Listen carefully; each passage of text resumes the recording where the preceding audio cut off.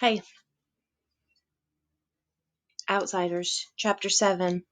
I'm on page 100. Now there were three of us sitting in the waiting room, waiting to hear how Dally and Johnny were. Then the reporters and the police came. They asked too many questions too fast, and it got me all mixed up. If you want to know the truth, I wasn't feeling real good in the first place. Kinda sick, really, and I'm scared of policemen anyway. The reporters fired one question right after another, and it got me so confused I didn't know what was coming off. Derry finally told them I wasn't in any shape to be yelled at so much, and they slowed down a little. Derry's kind of big. Soda Pop kept them in stitches. He'd grab one guy's press hat and another's camera and walk around interviewing the nurses and mimicking TV reporters. He tried to lift a policeman's gun and grinned so crazily when he was caught that the policeman had to grin too. Soda can make anyone grin. I managed to get a hold of some hair grease and comb my hair back so it looked a little better before they got any pictures. I'd die if I got my picture in the paper with my hair looking so lousy. Derry and Soda Pop were in the pictures too. Jerry Wood told me that if Soda Pop and Derry hadn't been so good looking, they wouldn't have taken so many. That was public appeal, he said. Soda was getting a really kick out of all of this. I guess he would have enjoyed it more if it hadn't been so serious. But he couldn't resist anything that caused that much excitement. I swear sometimes he reminds me of a colt, a long-legged Palomino colt that has to get his nose into everything. The reporters stared at him admiringly. I told you he looks like a movie star, and he kind of radiates. Finally, even Soda Pop got tired of the reporters. He gets bored with the same old thing after a time, and stretched out on the long bench, put his head in Derry's lap, and went to sleep. I guess both of them were tired. It was late at night, and I knew they hadn't had much sleep during the week. Even while I was answering questions, I remembered it had only been a few hours since I was sleeping off a smoke in the corner of the church. Already it was an unreal dream, and yet at the time I couldn't have imagined any other world. Finally, the reporters started to leave, along with the police. One of them turned and said, "What would you do right now if you could do anything you wanted?" I looked at him tiredly. "Take a bath?" They thought that was pretty funny, but I meant it. I felt lousy. The hospital got real quiet after they left. The only noise was the nurse's soft footsteps and Soda's light breathing. Derry looked down at him, grinned half-heartedly. "He didn't get much sleep this week," he said. "He's hardly slept at all."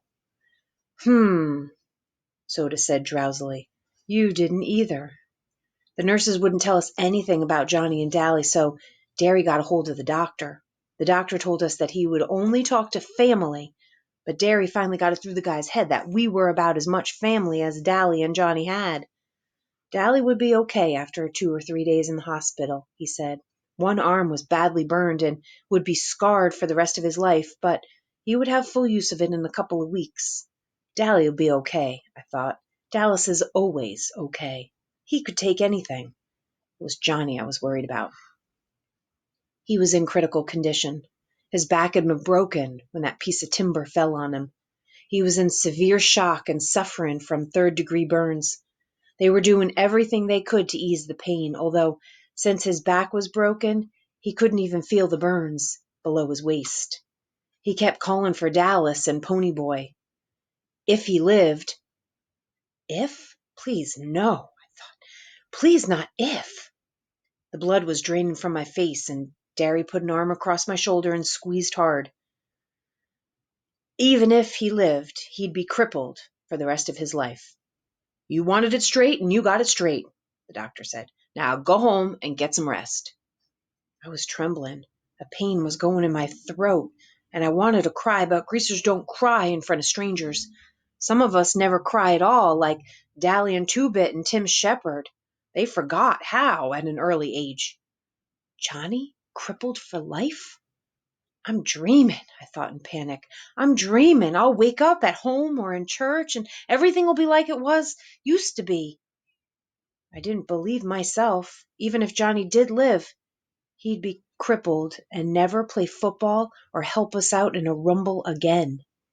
He'd have to stay in that house he hated, where he wasn't wanted, and things could never be like they used to be. I didn't trust myself to speak.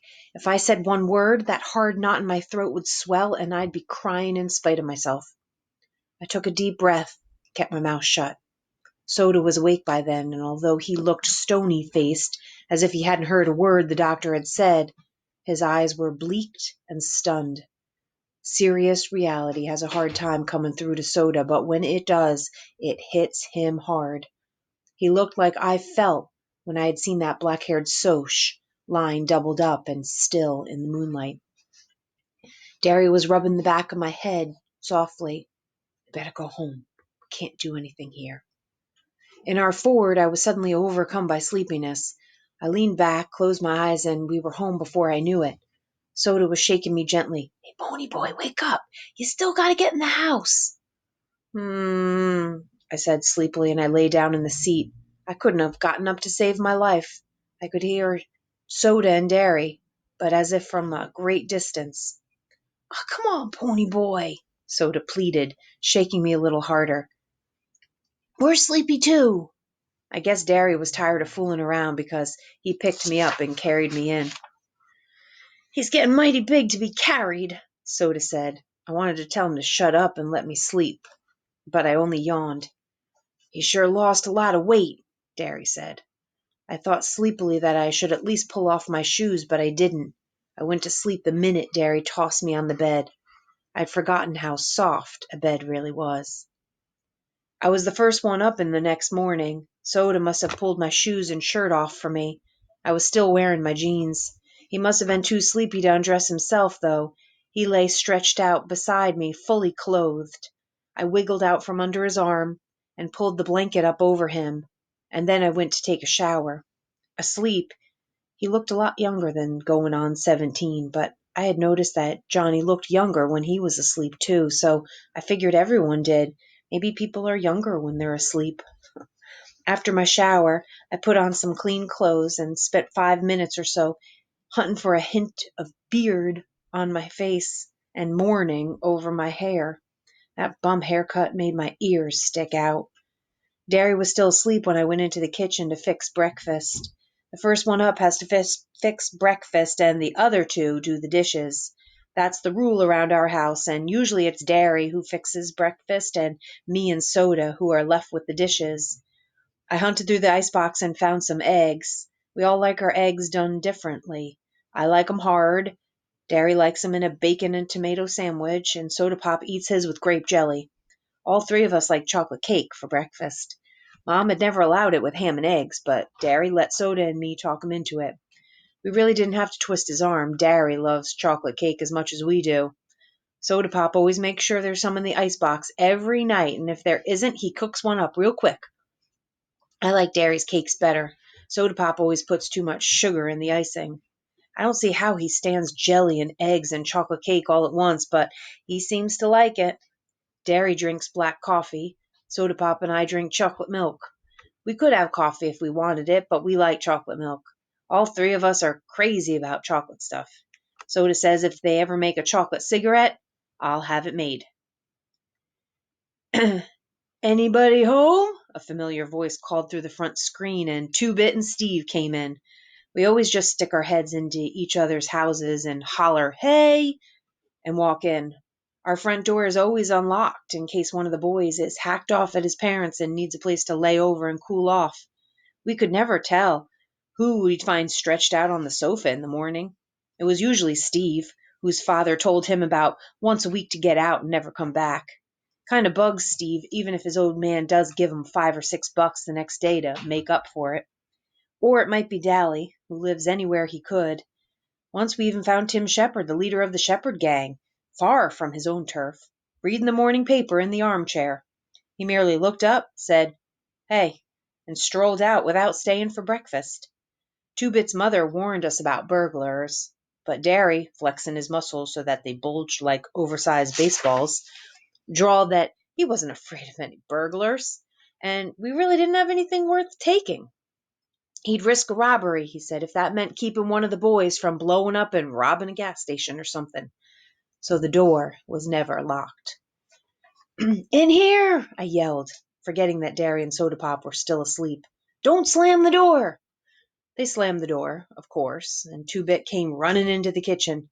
He caught me by the upper arms and swung me around, ignoring the fact that I had two uncooked eggs in my hand. "Hey, Bony boy, long time no see!"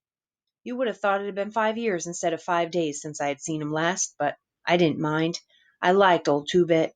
He was a good buddy to have. He spun me into Steve, who gave me a playful slap on my bruised back and shoved me across the room.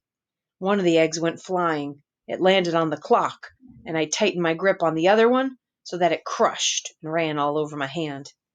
"Now look what you did," I griped. "They ruined our breakfast. Can't you two wait till I set the eggs down before you go shoving me all over the country?" I really was a little mad because I had just realized how long it had been since I had eaten anything. The last thing I had eaten was a hot fudge sundae at the Dairy Queen in Windrixville. I was hungry. Two-Bit was walking in a slow circle around me, and I sighed because I knew it was coming. "Man, dig Baldy here!" He was staring at my head as he circled me. "I wouldn't have believed it. I thought all wild Indians in Oklahoma had been tamed. What a little squaw's got that tough-looking mop of yours, pony boy." "Oh, lay off," I said. I wasn't feeling too good in the first place, and kind of like I was coming down with something. Two-Bit winked at Steve, and Steve said, "Why, he had to get a haircut to get his picture in the paper. They'd never believe a greasy-looking mug could be a hero. How do you like being a hero, Big Shot?" "How do I like what?" "Being a hero, you know." He shoved the morning paper at me impatiently. "Like a big shot, even." I stared at the newspaper. On the front page of the second section was the headline, "Juvenile Delinquents Turn Heroes." "What I like is the turn bit," Two-Bit said, cleaning the egg up off the floor. "Y'all were heroes from the beginning. You didn't just turn all of a sudden." I hardly heard him. I was reading the paper. That whole page was covered with stories about us. The fight, the murder, the church burning, the socials being drunk, everything. My picture was there with Darian Soda Pop.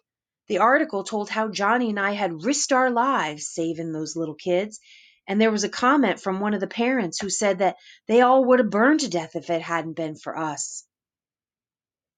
It told the whole story of our fight with the socials, and they didn't say socias because most grown-ups don't know about the battles that go on between us. They had interviewed Cherry Valance, and she said Bob had been drunk, and the boys had been looking for a fight when they took her home. Bob had told her he'd fix us for picking up his girl. His buddy Randy Adderson, who helped jump us, also said it wasn't their fault and that we'd only fought back in self-defense. But they were charging Johnny with manslaughter. Then I discovered that I was supposed to appear at juvenile court for running away, and Johnny was too if he recovered. Oh, not if, I thought again. Why do they keep saying if? For once, there weren't any charges against Dally, and I knew he'd be mad because that paper made him out to be some kind of hero for saving Johnny and didn't say much about his police record, which he was kind of proud of. He'd kill those reporters if he got a hold of them.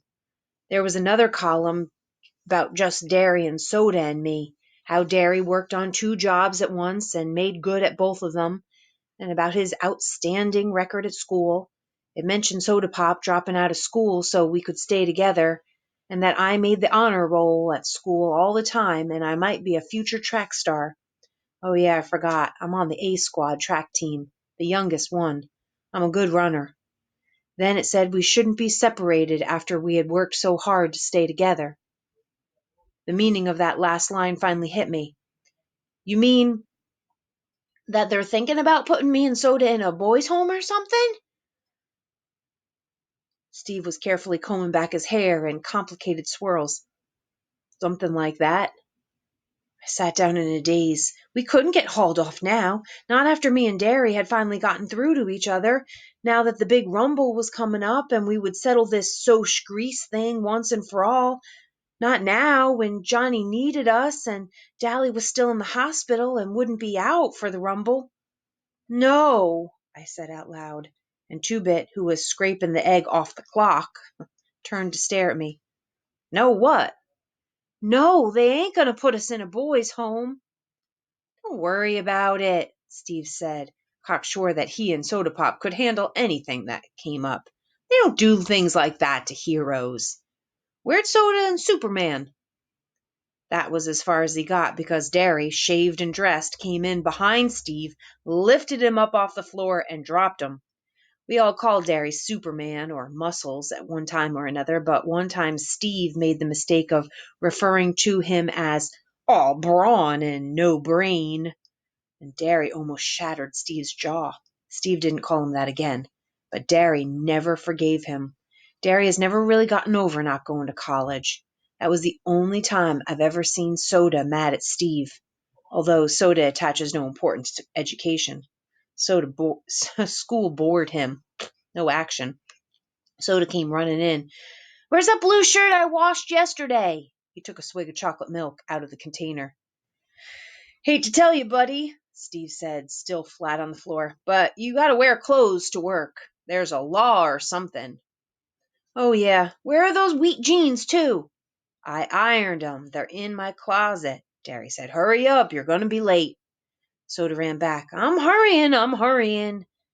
Steve followed him in a second. There was a general racket of a pillow fight. I absent-mindedly watched Derry as he searched the icebox for chocolate cake. Derry, did you know about the juvenile court? Without turning to look at me, he said evenly. Yeah, cops told me last night.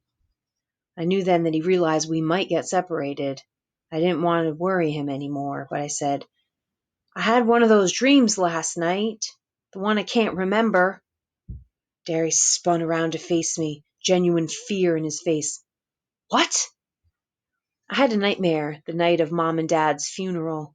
I had nightmares and wild dreams every once in a while when I was little, but nothing like this one. I woke up screaming bloody murder, and I never could remember what it was that had scared me. It scared Soda Pop and Derry almost as bad as it had scared me, for night after night, for weeks on end. I would dream this dream and wake up in a cold sweat screaming, and I never could remember exactly what happened in it.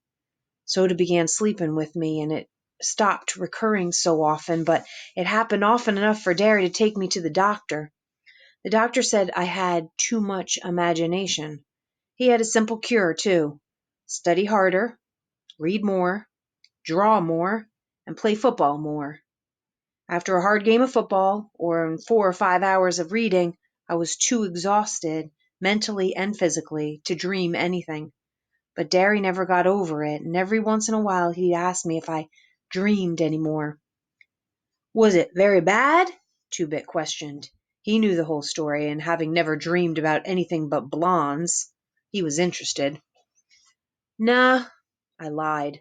I had awakened in a cold sweat and shivering, but Soda was dead to the world.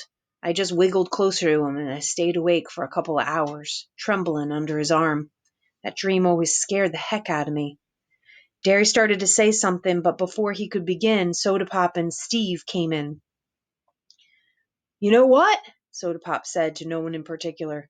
When we stomp the Sochies good, me and Stevie here are going to throw a big party and everybody can get stoned. Then we'll chase the Sochies clear to Mexico. And where are you going to get the dough, little man? Derry had found the cake and was handing out pieces. I'll think of something, Soda Pop assured him between bites. You going to take Sandy to the party? I asked, just to be saying something. Instant silence. I looked around. What's the deal? Soda Pop was staring at his feet, but his ears were reddening. Nah, she went to live with her grandmother in Florida. How come? Look, Steve said, surprisingly angry. Does he have to draw you a picture? It was either that or get married, and her parents almost hit the roof at the idea of marrying a 16-year-old kid. 17, Soda said softly. I'll be 17 in a couple of weeks. Oh, I said, embarrassed. Soda was no innocent. I had been in on bull sessions, and his bragging was as loud as anybody's. but never about Sandy. Not ever about Sandy. I remembered how her blue eyes had glowed when she looked at him. I was sorry for her. There was a heavy silence. Then Derry said, "We better get on to work, Pepsi Cola." Derry rarely called Soda by Dad's nickname for him, but he did so then because he knew how miserable Soda Pop was about Sandy. "I hate to leave you here by yourself, Pony Boy. Maybe I ought to take the day off." "I've stayed by my lonesome before. You can't afford a day off." "Yeah, but you just got back, and I really ought to stay." "I'll babysit 'em," Two-Bit said, ducking as I took a swing at him. "I haven't got anything better to do." "Why don't you get a job?" Steve said. "Ever consider working for a living?" "Work? And ruin my rep? I wouldn't be babysitting the kid here if I knew of some good day nursery open on Saturdays." I pulled his chair over backward and I jumped on him, but he had me down in a second. I was kind of short on wind. I gotta cut out smoking or I wouldn't make the track team next year. "Holler, Uncle!" "Nope," I said, struggling, but I didn't have my usual strength. Derry was pulling on his jacket. "You two do up the dishes. You can go to that movies if you want before you go see Dally and Johnny." He paused for a second, watching Two-Bit squash the heck out of me. "Two-Bit, lay off. He ain't looking so good. Pony Boy, you take a couple of aspirins and go easy. You smoke more than a pack a day and I'll skin you. Understand?" "Yeah," I said, getting to my feet. "You carry more than one bundle of roofing at a time today, and me and Soda'll skin you. Understood?" He grinned, one of his rare grins. "Yeah, I'll see y'all in the afternoon." "Bye," I said. I heard our Ford's vroom and thought, Soda's driving. And they left. "Anyway, I was walking around downtown and I started to take this shortcut through an alley." Two-Bit was telling me about one of his many exploits while we did the dishes. While I did the dishes, he was sitting on the cabinet, sharpening that black-handled switchblade he was so proud of. "And I ran into three guys. I says, 'Howdy,' and they just looked at each other. And then one says, 'We would jump you, but since you're as slick as us, we figure you don't have nothing worth taking.' I says, 'Buddy, that's the truth,' and went right on. Moral, what's the safest thing to do when one is met by a gang of social outcasts in an alley? A judo expert? No, another social outcast." Two-Bit yelped and nearly fell off the cabinet from laughing so hard. I had to grin too. He saw things straight and he made them into something funny. "We're going to clean up the house. The reporters or the police or somebody might come by, and anyway, it's time for those guys from the state to come by and check up on us." "His house ain't messy. You ought to see my house." "I have, and you'd have the sense of a billy goat. You'd try to help around your place instead of bumming around." "Shoot, kid, if I ever did that, my mom would die of a shock." I liked Two-Bit's mother. She had the same good humor and easygoing ways that he did. She wasn't lazy like him, but she let him get away with murder. I don't know, though. It's just about impossible to get mad at him. When we had finished, I pulled on Dally's brown leather jacket. The back was burned black. And we started for 10th Street. "I would drive us," Two-Bit said as we walked up the street, trying to thumb a ride, "but the brakes are out on my car. Almost killed me and Kathy the other night." He flipped the collar of his black leather jacket up to serve as a windbreak while he lit a cigarette. "You ought to see Kathy's brother. Now there's a hood. He's so greasy he glides when he walks. He goes to the barber for an oil change, not a haircut." I would have laughed, but I had a terrific headache. We stopped at the Tasty Freeze to buy Cokes and rest up, and the blue Mustang that had been trailing us for 8 blocks pulled in. I almost decided to run. Two-Bit must have guessed this, for he shook his head ever so slightly and tossed me a cigarette. As I lit up, the Socs, who had jumped Johnny and me at the park, hopped out of the Mustang. I recognized Randy Adderson, Marcia's boyfriend, and the tall guy that had almost drowned me. I hated them. It was their fault Bob was dead. Their fault Johnny was dying. Their fault Soda and I might get put in a boys' home. I hated them as bitterly and as contemptuously as Dallas Winston hated. Two-Bit put on an elbow on my shoulder. He leaned against me, dragging on his cigarette. "You know the rules. No jazz before the rumble," he said to the Socias. "We know," Randy said. "Come here, I want to talk to you." I glanced at Two-Bit. He shrugged. I followed Randy over to his car, out of earshot of the rest. We sat in the car for a second, silent. Golly, that was the toughest car I've ever been in. "I read about you in the paper," Randy said finally. "How come?" "I don't know. Maybe I felt like playing a hero." "I wouldn't have. I would have let those kids burn to death." "You might not have. You might have done the same thing." Randy pulled out a cigarette, pressed in the car lighter. "I don't know. I don't know anything anymore. I never would have believed a greaser could pull something like that." "Greaser didn't have anything to do with it. My buddy over there wouldn't have done it. Maybe you would have done the same thing. Maybe a friend of yours wouldn't have. It's the individual." "I'm not going to show at the Rumble tonight," Randy said slowly. I took a good look at him. He was 17 or so, but he was already old, like Dallas was old. Cherry had said her friends were too cool to feel anything, and yet she could remember watching sunsets.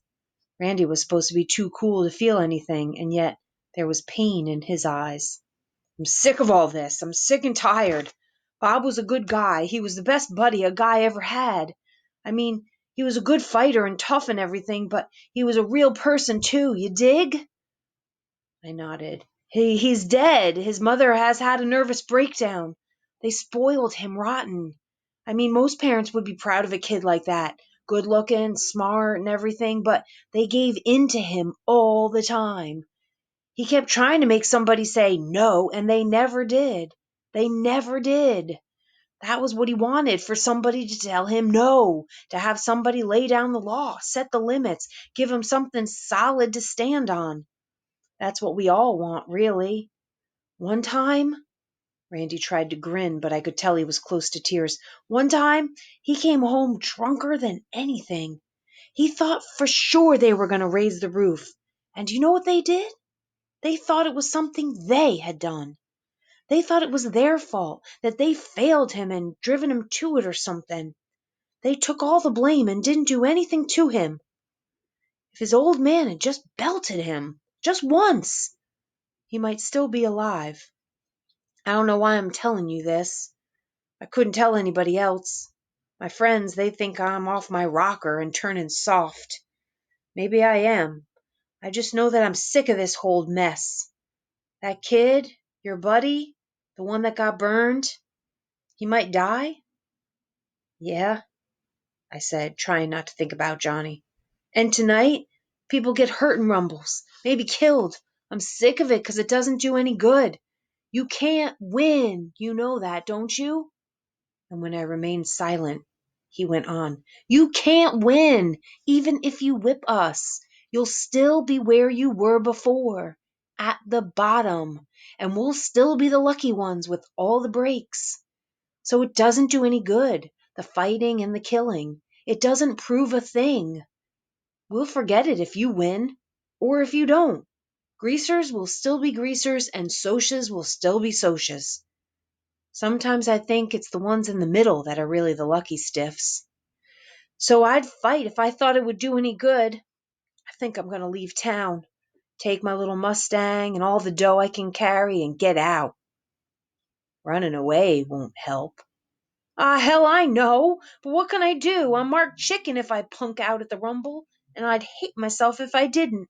I don't know what to do." "I'd help you if I could." I remembered Cherry's voice. "Things are rough all over." I knew then what she meant. He looked at me. "No, you wouldn't. I'm a soch. You get a little money and the whole world hates you." "No," I said. "You hate the whole world." He just looked at me. From the way he looked, he could have been 10 years older than he was. I got out of the car. "You would have saved those kids if you had been there." You'd have saved them the same way we did." "Thanks, Grease," he said, trying to grin, and then he stopped. I didn't mean that. I mean, thanks, kid." "My name's Ponyboy," I said. "Nice talking to you, Randy." I walked over to Two Bit, and Randy honked for his friends to come and get into the car. "What'd he want?" Two Bit asked. "What'd Mr. Super Soch have to say?" "He ain't a Soch," I said. "He's just a guy. He just wanted to talk." "You want to see a movie before we go see Johnny and Dallas?" "Nope," I said, lighting up another weed. I still had a headache, but I felt better. Socs were just guys after all. Things were rough all over, but it was better that way. That way you could tell the other guy was human too.